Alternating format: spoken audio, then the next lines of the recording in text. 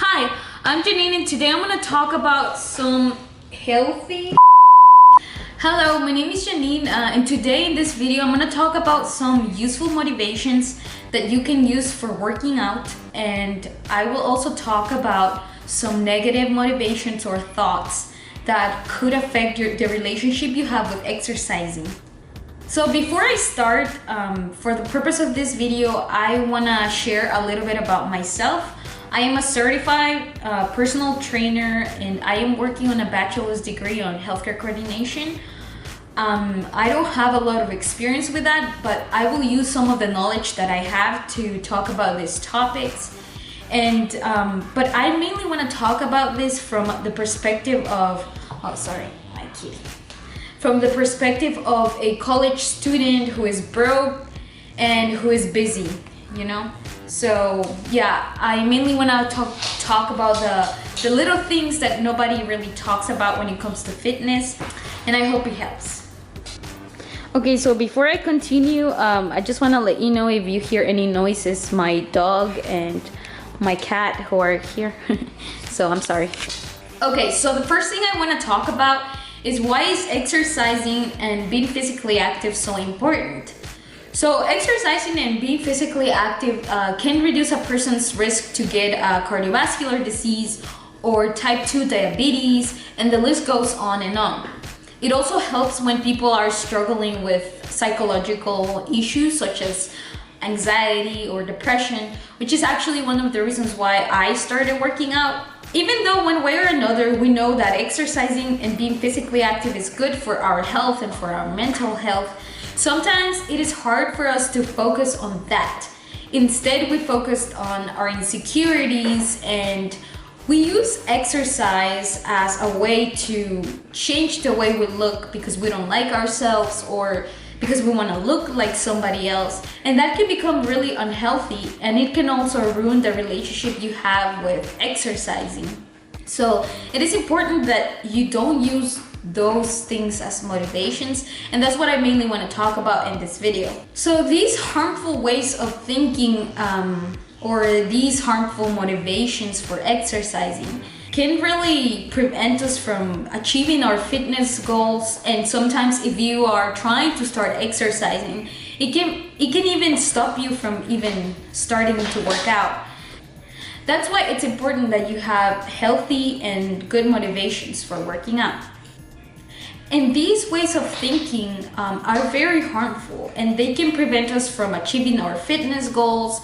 And if you're trying to start exercising, like if you're new to exercising, it can even prevent you from starting to work out. So it is important that you have healthy and useful motivations. So let me go to the next topic.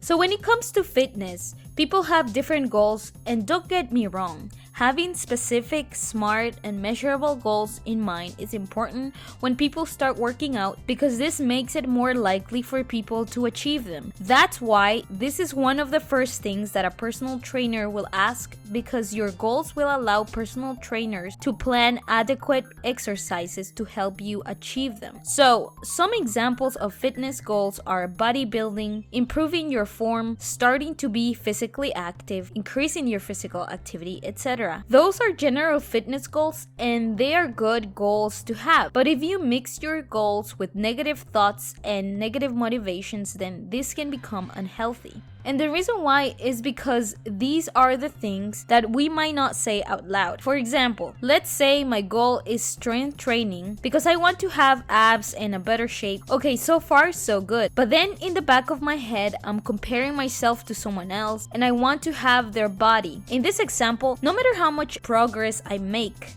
I will continue to feel unhappy because my motivations are unrealistic. We all have different body types and we all look different, so we can see how this can become unhealthy. So my advice to you is that when you are setting fitness goals, you don't compare yourself to anyone else. Don't use as a motivation to have someone else's figure or body type, because as I said earlier, and I repeat, we are all different. Even our organs are in different places sometimes. You might know this if you have taken an anatomy anatomy class, and if you don't believe me, please look that up. So when you write down your fitness goals, think about you and nobody else. Think about how exercise will make you feel happier and more confident and feel healthier. The second thing I want to talk about is something that is not necessarily a motivation, but it is something that can discourage people from working out. I've heard this from people a lot. When they start working out and they decide to go to a gym, they sometimes feel like they don't belong because they see people with abs and big muscles and they get intimidated by this, which I don't blame anyone for feeling this way. But if you have ever felt this way, please understand that it is not fair for you to compare yourself with these people. You don't have to look a certain way to be able to exercise or to be able to go to a gym.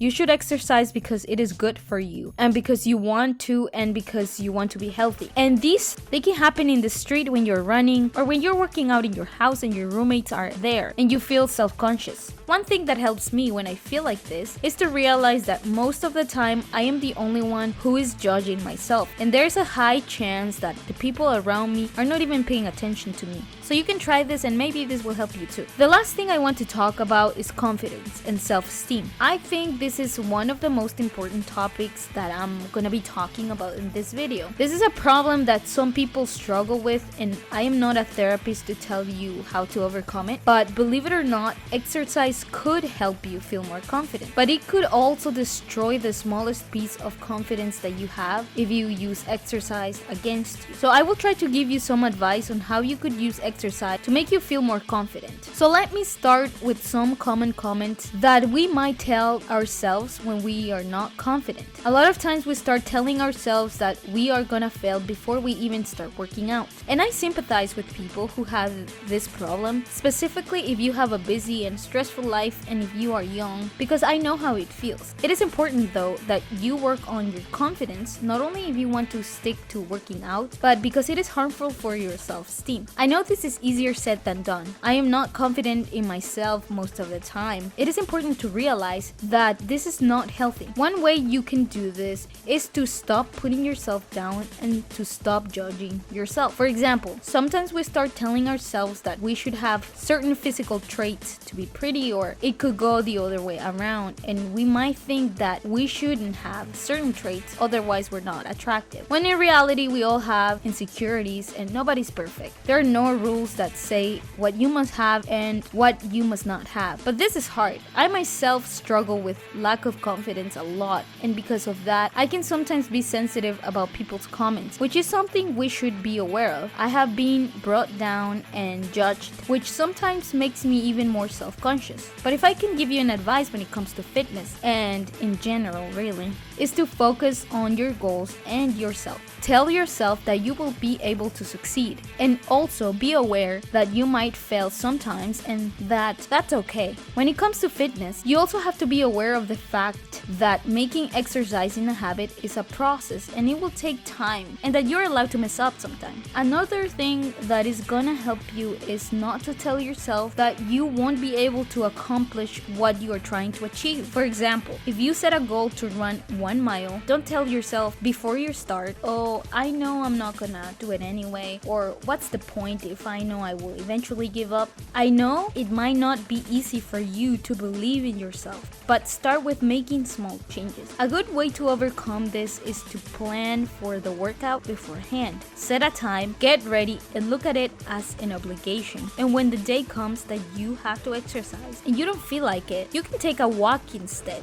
And that's okay, because when you are starting, the smallest changes are a huge step. But never bring yourself down. In addition, just one thing to remember is to make sure to not put off your workouts. Try to start as soon as you think about it. For example, if you're thinking about it today, do it today. Even if it is a walk around the block, it's fine. The important thing is to start training yourself to make small changes and hold yourself accountable. Okay, that's all I want to talk about in this video, and I hope it can benefit you in some way. I'm sorry if I was all over the place. I tried my best. So I'll see you next time.